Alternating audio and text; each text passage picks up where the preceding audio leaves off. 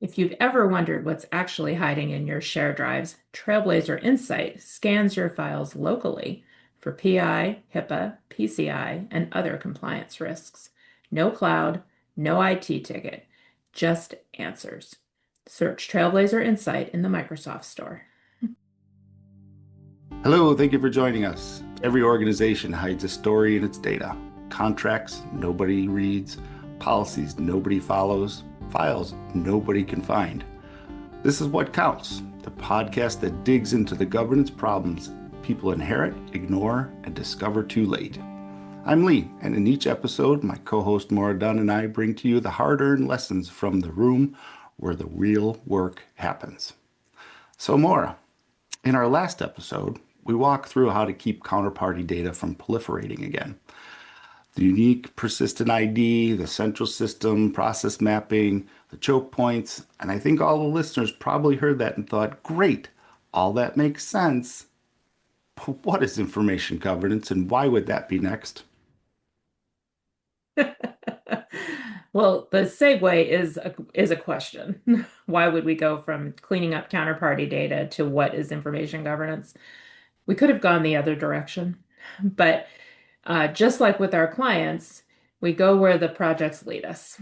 And we are focused on making your contracts work for you and making contract data more accessible. And one of the critical things you have to do to make your contracts more useful and usable is understand your counterparties. So that's why we dove into that last week and a couple of weeks in a row, actually, because it's complicated. But now we're going to take a step back or a step up, and we're going to talk about information governance. And I was thinking about this topic, getting ready for today's recording, and thinking over the years, the words we use have changed around this subject that we've devoted our professional lives to, both of us. But the ideas haven't changed. So up until now, kind of, we'll go with the trend, we'll move forward. We did have a left turn there for a little while where we tried to coin our own phrase, remember? Information design. That was That we were Trailblazers, yes. That was Trailblazer. We were trying to make it information design. I just got a text from some patent or copyright, one of those collectors saying, "Did you know that your information design application was um, invalid?"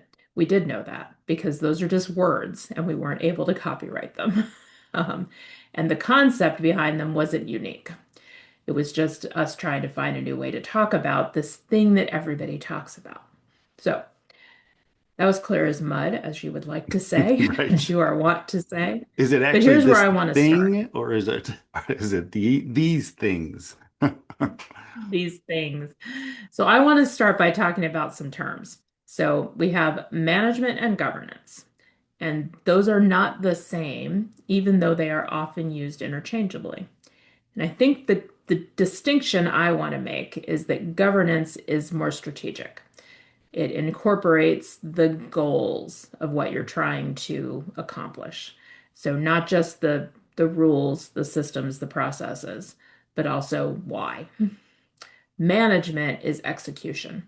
It's making it happen, following the rules, auditing the processes, being able to demonstrate that you followed the processes. So we have those two terms to start with, kind of at the base of our vocabulary problem. Records management is the term that we grew up using.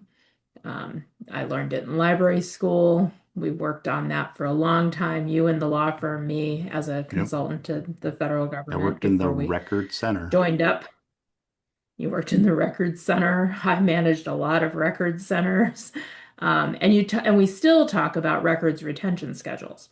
So the broadest definition of records management is the creation, protection, management, use, and disposition of all records that are important to running an organization, whether that's a company, a government, or a nonprofit. All records. So then you have to go to the definition of a record. And the definition of a record that's pretty well accepted is that a record is any collection of information that is recorded or capable of being recorded. That you have to be able to write it down or record it in some other fashion. It's a picture, it's a video, it's an audio recording.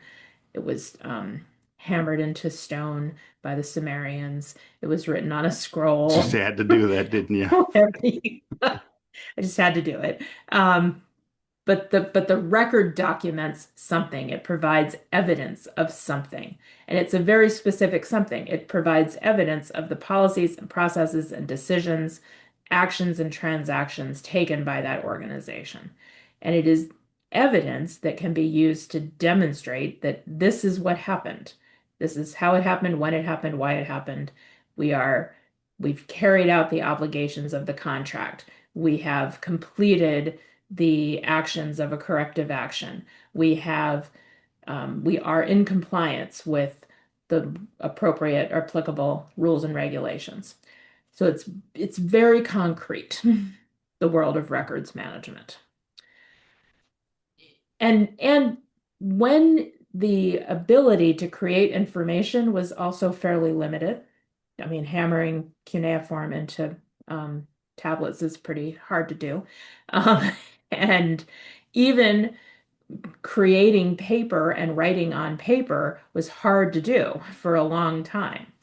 Um, Scrolls are hard, handwriting was hard, not a lot of people could do it. Ink was hard to create. Then it got easier. We had, the ability to make carbon copies or Xerox copies or print things from an electronic information source.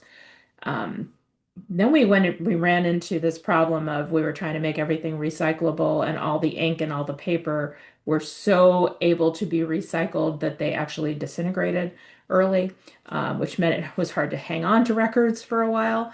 So we've been through a lot, but it was really very tied. The world of records was very tied at the beginning to the scarcity and the difficulty of creating a record.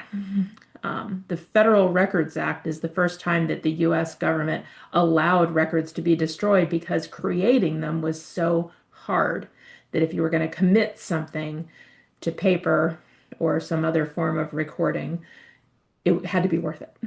It was by definition worth it because the process was expensive. But in our age, creating information is the cheapest thing you can do. It takes 10 seconds and you've typed something and sent it out to the Everybody world. does it. Yes. Everybody does it.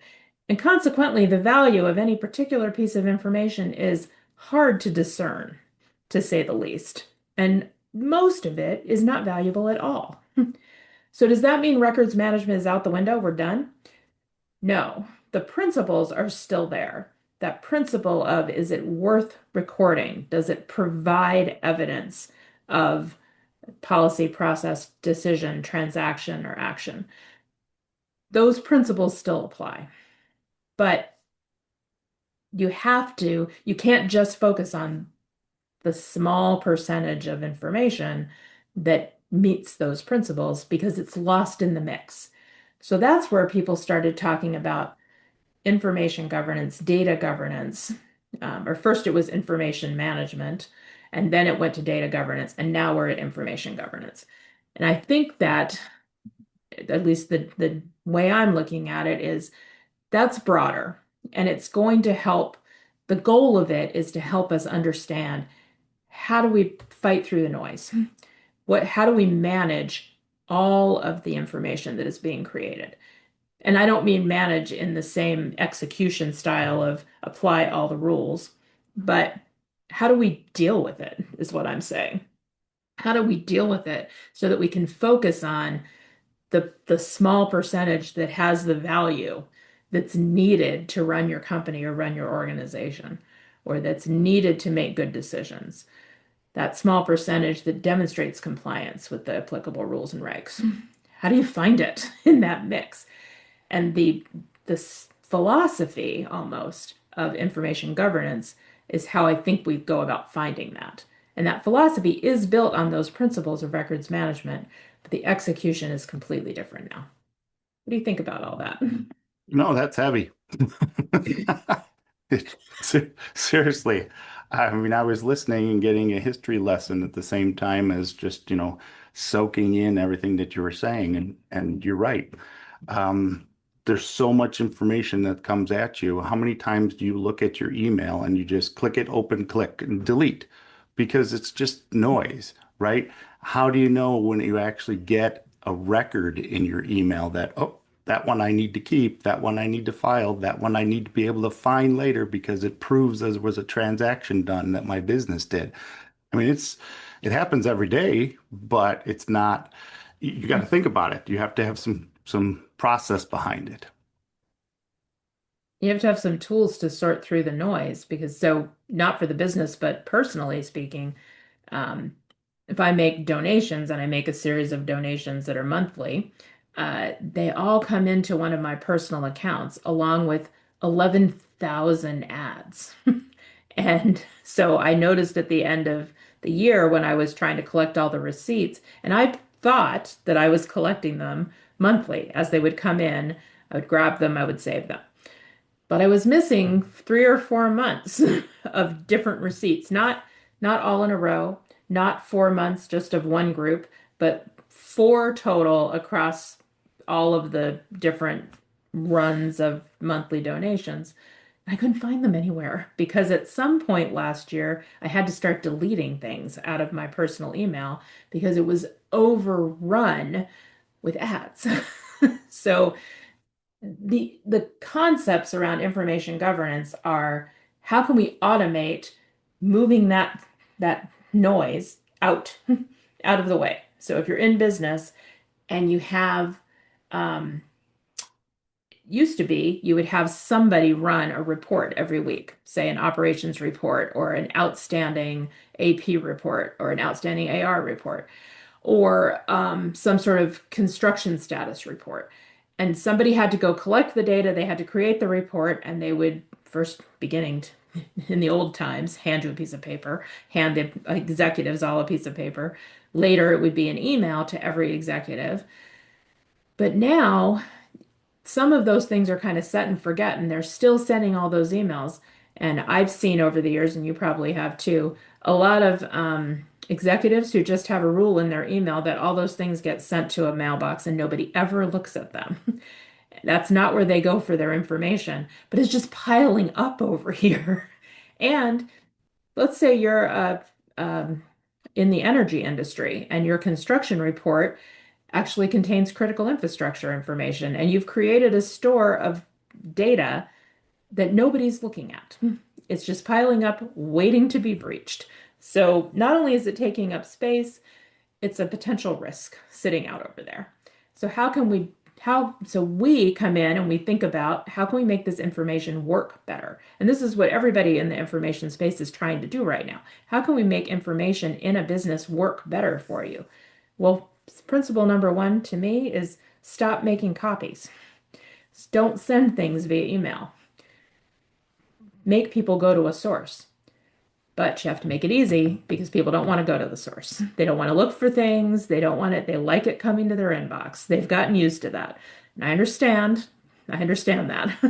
But it's a risk. And so you got to make it easy enough and you have to make them aware enough of the risks and balance the two. Look, this is a risk if we just keep sending you things and you don't look at them and they pile up. This is, but we've made it easy. All you have to do is we're going to send you a link every week instead of sending you an attachment. You click the link, you can read it on your phone. It's right here. You can read it on your phone. And then you get updated information, up to the minute information. Because when we send the email out, when we have to do a formatted report, we do it on Friday. You don't get it till Sunday night or Monday morning. Who knows what happened over the weekend?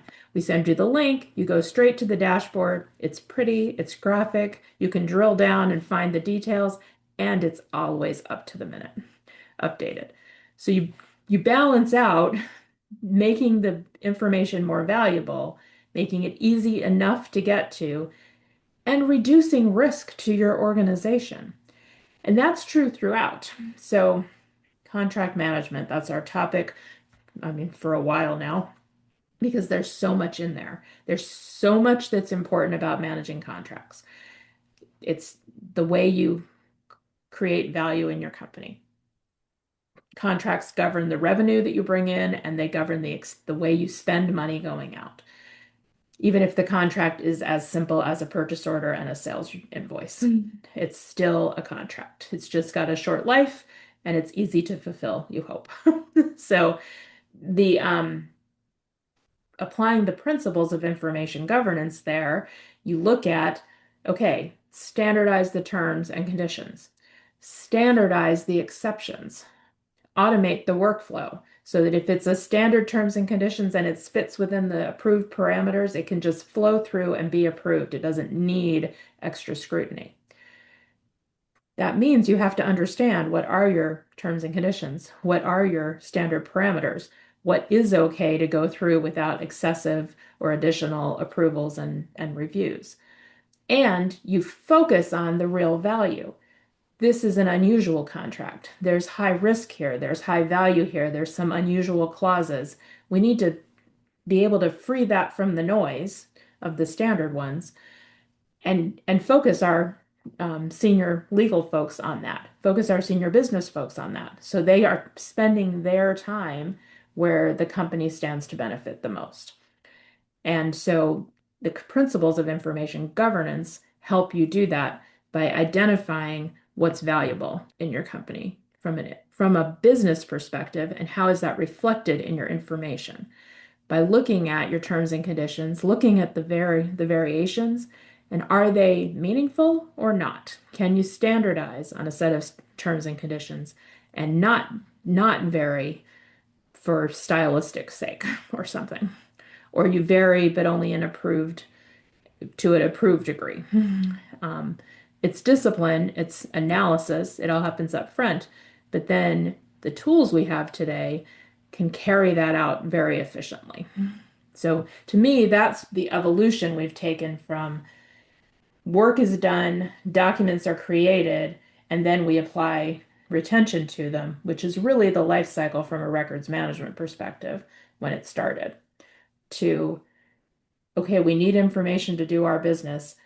How does the information that we are creating and receiving reflect the goals of our business, and how can we make that better? That's what I think information governance is here to do. Okay. I was going to ask you for a wrap-up summary, but that was good. You did it. Thank you. Well, I feel like I just stated a whole new goal for information governance in the world. So stay tuned and you'll learn more about my thoughts on where information governance is going from here. If you have any questions, please send us an email at info@trailblazer.us.com or look us up on the web at www.trailblazer.us.com or check out the Learning Academy at trailblazerlearningacademy.com. Thank you for listening. Please tune into our next episode. If you like this episode, please be a champion and share it with people in your social media network or like or subscribe to the podcast. As always, we appreciate you, the listeners. Special thanks goes to Jason Blake, who created our music. Thanks, everyone.